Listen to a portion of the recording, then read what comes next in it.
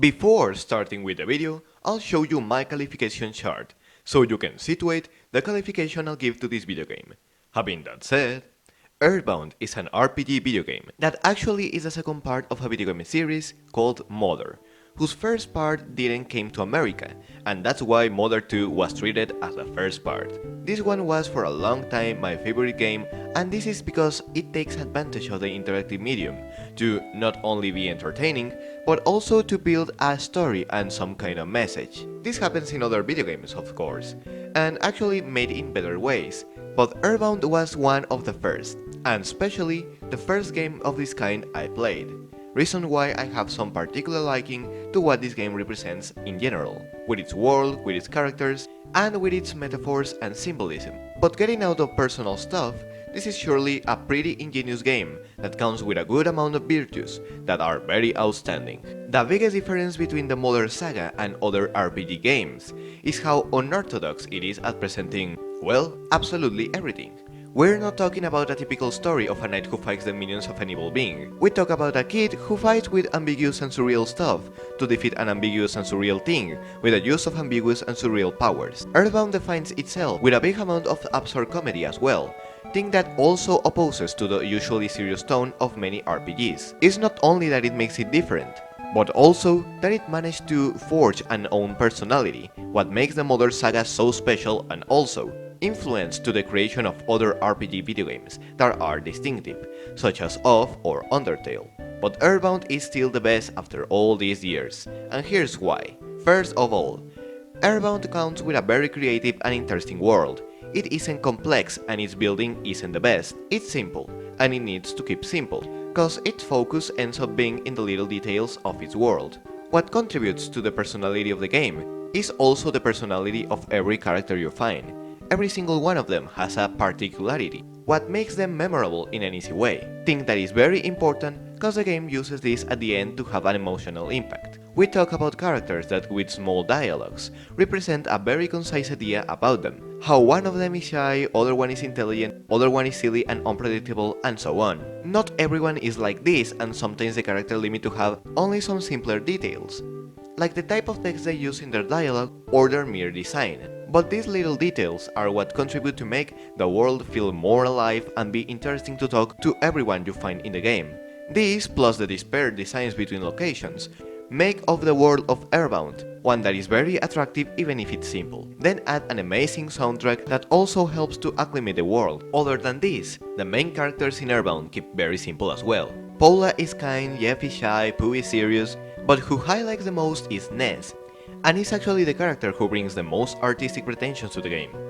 It seems like a typical empty protagonist video game character, that is like that only to make the player self-inserting him, but when the game advances, more interesting and characteristic traits are shown. The player discovers that Ness misses her mother during the battles, and that he has the responsibility of acting like a big kid according to his fathers. These are little details that anticipate the key moment for the character, when Ness has to enter his own mind.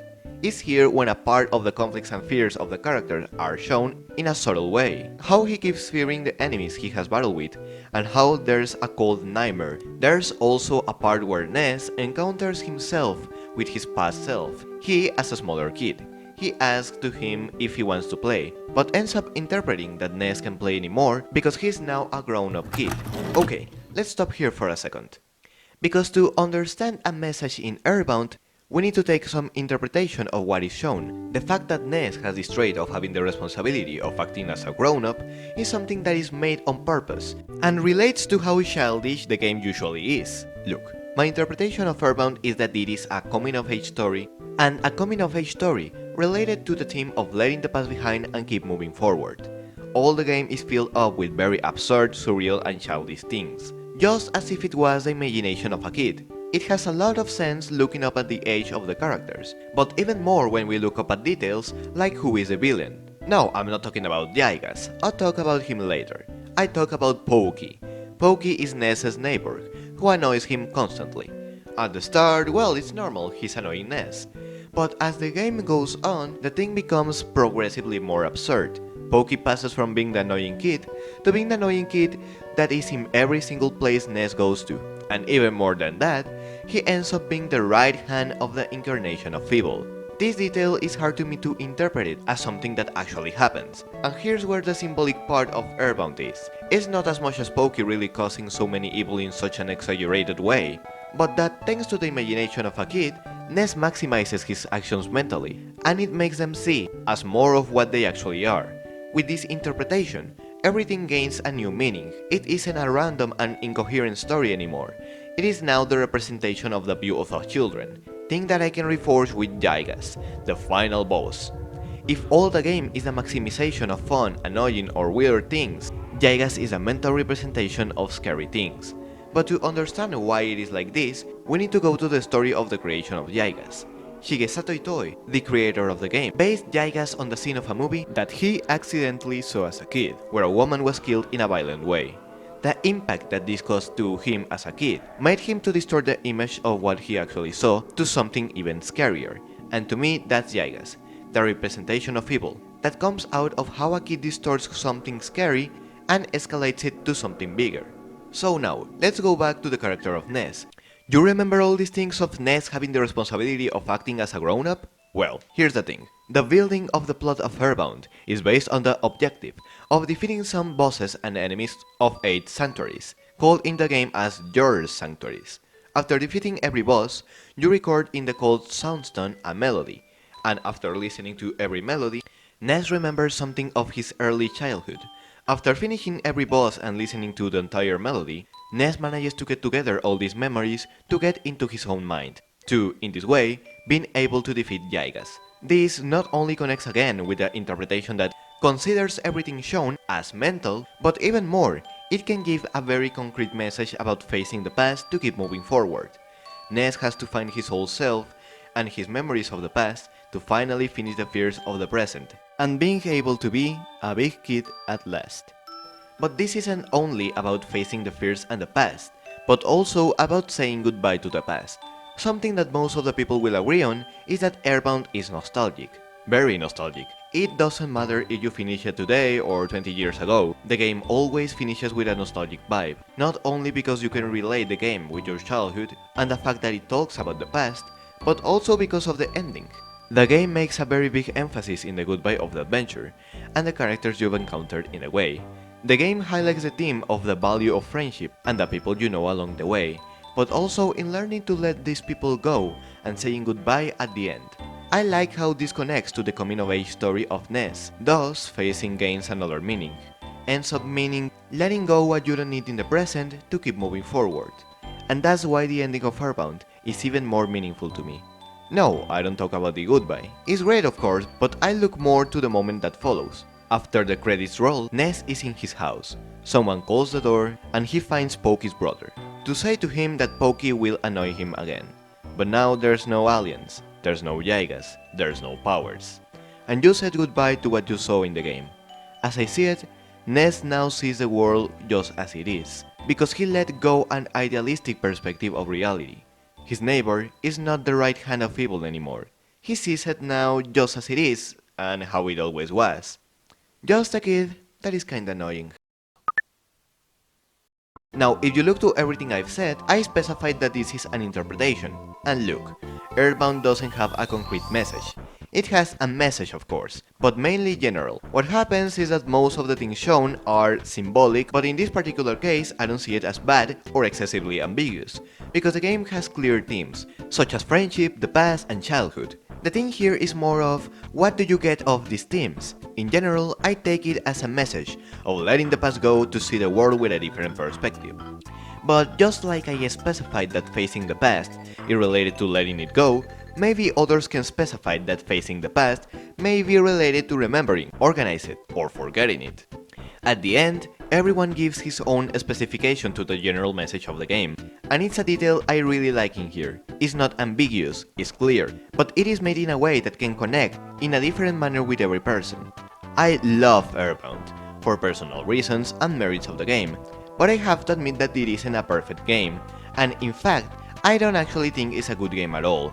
It needs to be understood that, out of its world, messages, and characters, the game has big flaws. not only mechanic flaws, which are the most noticeable, but also flaws in the plot. And considering how little people usually talk about the bad things on Earthbound, it is my duty to highlight them. Earthbound is not a fun game because of its mechanics, it's a fun game because of its characters, world and more.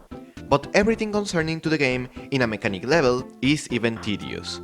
On the one hand, I appreciate that Earthbound has a game system that differentiates of the common RPG.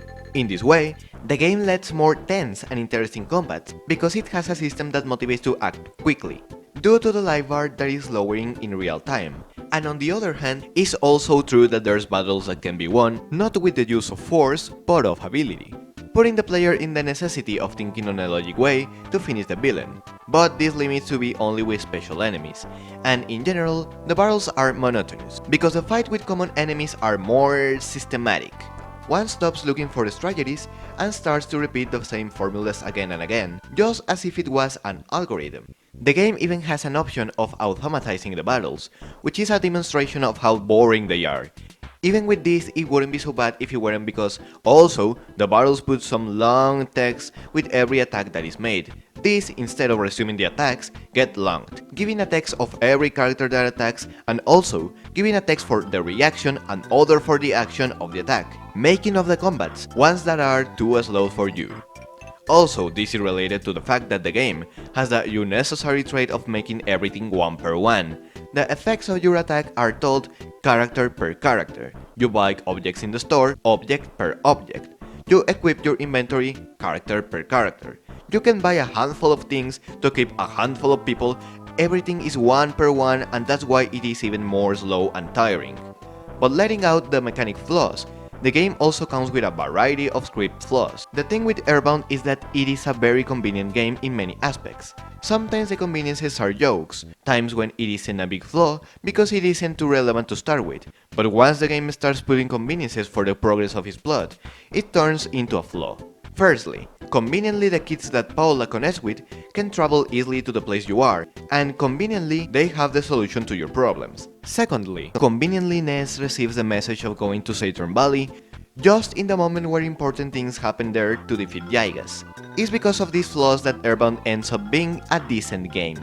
But there's a reason why I didn't title this video as Earthbound isn't as good as you think, huh? And the thing is that even if it isn't a flawless game, it's one I can recommend. It is a video game with big achievements, where it is clear the care and inspiration that was behind. And it's for all of this that Earthbound deserves the recognition it has. And for my part, I think that it is worthy of having the title of Classic. Equally, it is a game that I'll visit again once in a while, because I know that every time I will revisit it, I will have a thing of value to get. See ya next time, people!